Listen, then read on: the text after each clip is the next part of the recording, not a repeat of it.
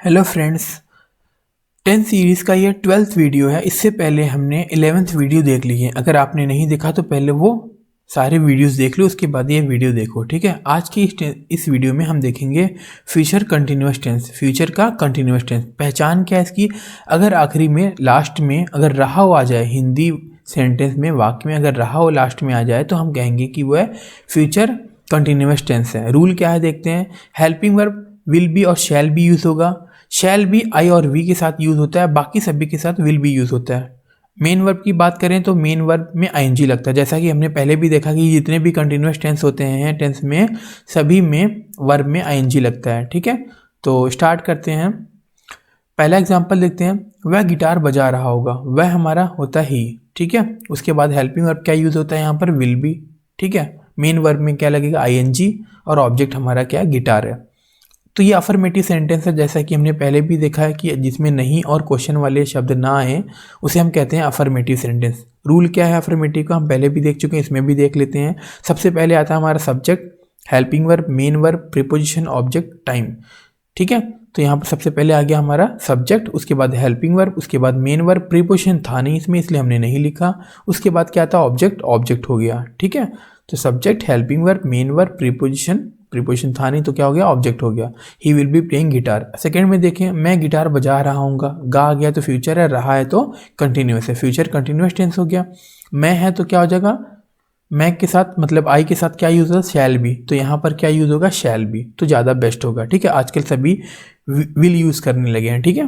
तो आई shall be playing guitar. आप guitar बजा रहे होगे, you will be playing guitar. आप गिटार नहीं बजा रहे होंगे, you will not be playing guitar. अब देखो यहाँ पर है हमारे पास हेल्पिंग वर्ब विल और बी, हमें नॉट लगाना होता है तो विल बी नॉट हम नहीं लगाते, ठीक है। विल और बी के बीच में हम क्या लगाएंगे? नॉट लगाएंगे, ठीक है। तो you will not be playing guitar. क्या आप गिटार नहीं बजा रहे होंगे? Will you not be playing guitar.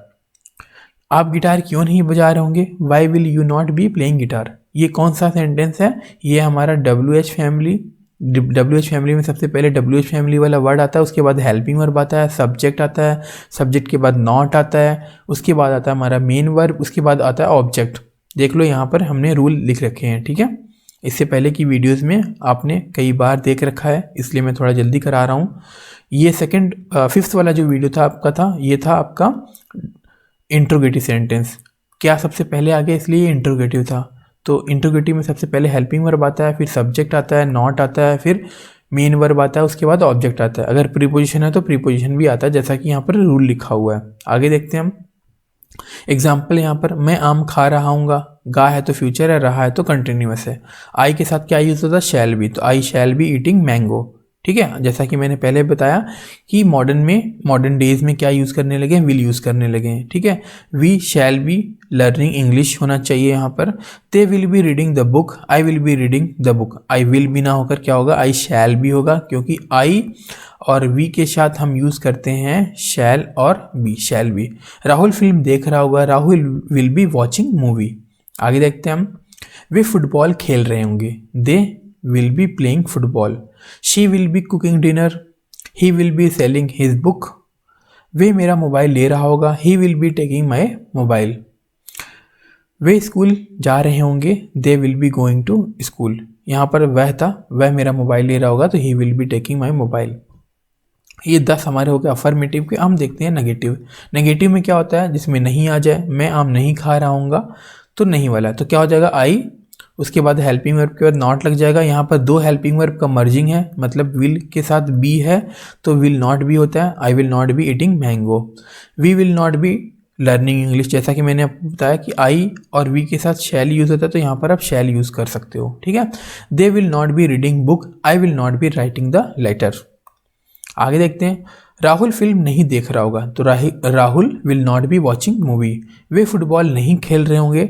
They will not be playing football. She will not B cooking dinner, मतलब वह रात को खाना नहीं बना रही होगी। वह अपनी बाइक नहीं बेच रहा होगा। He will not B selling his bike. वह मेरा मोबाइल नहीं ले रहा होगा। He will not B taking my mobile. आगे देखते हैं 10th। वह स्कूल नहीं जा रहे होंगे। वे स्कूल नहीं जा रहे होंगे, तो क्या हो जाएगा, they will not be going to school. अब हम देखते हैं इंट्रोगेटिव। इंट्रोगेटिव का रूल क्या था, सबसे पहले हेल्पिंग वर्ब आता है, उसके बाद सब्जेक्ट आता है, फिर उसके बाद मेन वर्ब, प्रीपोजिशन, ऑब्जेक्ट आता है। तो यहाँ पर हेल्पिंग वर्ब क्या है, विल है, ठीक है। क्यों, अच्छा यहाँ पर मैं है तो क्या आना चाहिए, शैल आना चाहिए, ठीक है। तो शैल, उसके बाद क्या आएगा, सब्जेक्ट, सब्जेक्ट में क्या आ गया, आई, ठीक है, आई बी हो गया यहाँ पर। उसके बाद मेन वर्ब आता है, मेन वर्ब क्या, ईटिंग, ऑब्जेक्ट आ गया हमारा mango, will I be eating mango. क्या हम अंग्रेजी सीख रहे होंगे, तो shall we be learning English, क्या वे किताब पढ़ रहे होंगे, will they be reading book. क्या मैं पत्र लिख रहा हूँगा, shall I be writing a letter.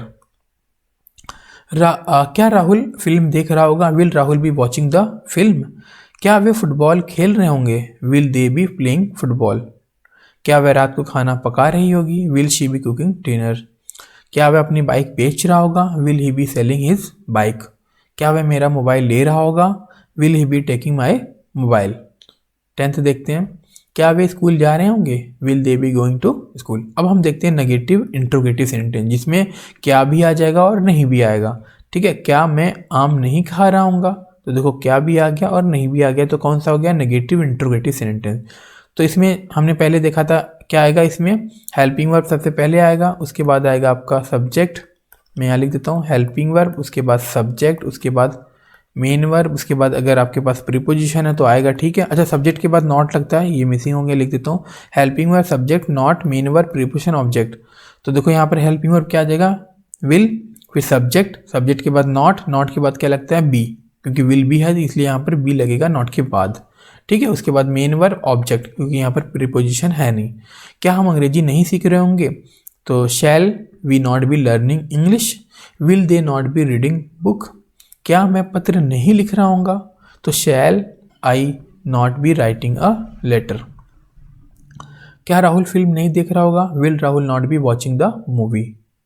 क्या वे फुटबॉल नहीं खेल रहे होंगे, will they not be playing football. इस तरह से आप देखो सेंटेंसेस इसे बना सकते हो, ठीक है। वीडियो को पॉज कर एक बार फिर से पढ़ लो हम।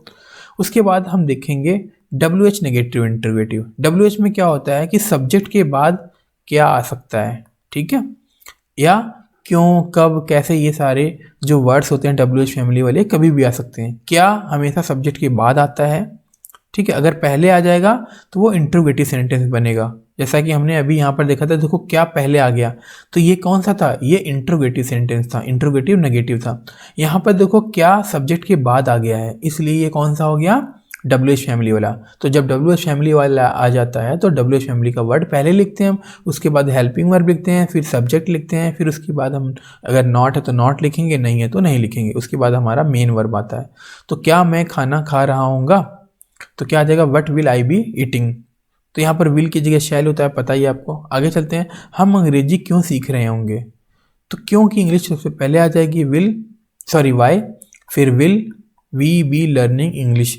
वे कब किताब पढ़ रहे होंगे, तो कब की इंग्लिश होती है, व्हेन, ठीक है। उसके बाद हेल्पिंग वर्ब दे, सब्जेक्ट आ गया, उसके बाद मेन वर्ब और object, when will they be reading book. मैं किसको पत्र लिख रहा हूँगा, टू हुम, ठीक है, टू होम, उसके बाद will I be writing letter. अब अगर आपको WH फैमिली में प्रॉब्लम हो रही है तो WH फैमिली की एक नहीं 2 वीडियोस हैं, आप वहाँ से देख सकते हो, ठीक है, कि WH फैमिली में हम किस तरह से उसके वर्ड्स को समझते हैं, इंग्लिश में देखते हैं, ठीक है।